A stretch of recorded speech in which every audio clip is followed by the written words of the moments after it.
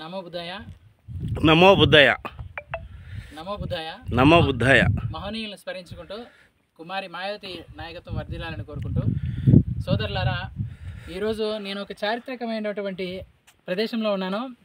ఇది ఒకప్పుడు మాదిగ మహారాజులు పరిపాలించినటువంటి కోట. ఈ కోటని ఇక్కడ ఉందని నాకు ఇంతవరకు అయితే తెలీదు, చరిత్రలో కూడా లేదు. అన్న, ఇది ప్రాంతం పేరేమిటి? చాయిబండకు దగ్గరగా ఉందా ఇది?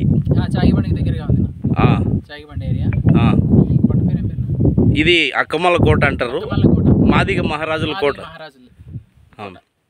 ఈ కోటని ఈ చరిత్రని అందరికీ తెలియజేయడి చేసి, ఈ చరిత్రని వచ్చి మాదిగలు కూడా మహారాజులు, ఒకప్పుడు మహారాజులు అంటరాని వారి కారు.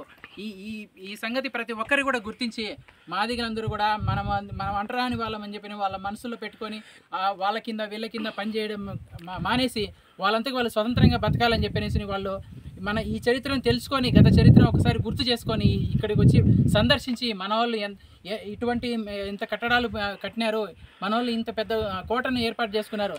చూడండి సోదరులారా, ఇంత పెద్ద కోట మనకు ఉన్నదంటే మనకి ఈ చుట్టుపక్కల భూములన్నీ కూడా మనవే ఉంటాయి, కానీ మనకు మాత్రం భూములు లేవు. మనకు అసైన్మెంట్ భూములు తప్ప మనకు సొంత భూములు, ఒరిజినల్ భూములు అనేటివి చాలా తక్కువగా ఉన్నాయి. మనము ఈ చరిత్ర గురించి ఒకసారి తెలుసుకొని, మననం చేసుకొని, మనల్ని మనం చైతన్యం చేసుకొని, మన బిడ్డల్ని మన బిడ్డల భవిష్యత్తు కోసము మనం పాటుపడి మనం రాజ్యాధికారం సాధించుకుందాం. ఏను గుర్తుకు ఓటేద్దాం. ఏను గుర్తు మన గత చరిత్రలందరినీ కూడా ఎక్కడెక్కడ ఉంది కూడా మా చరిత్రలందరినీ కూడా తీసుకొస్తుంది. బుద్ధుడు అంటే ఏనుగేనా? బుద్ధుడు అంటే ఏనుగే తీసుకొస్తుందని చెప్పేసి మా బహుజన సమాజ్ పార్టీగా ప్రభుత్వాన్ని కూడా నేను డిమాండ్ చేస్తున్నాను.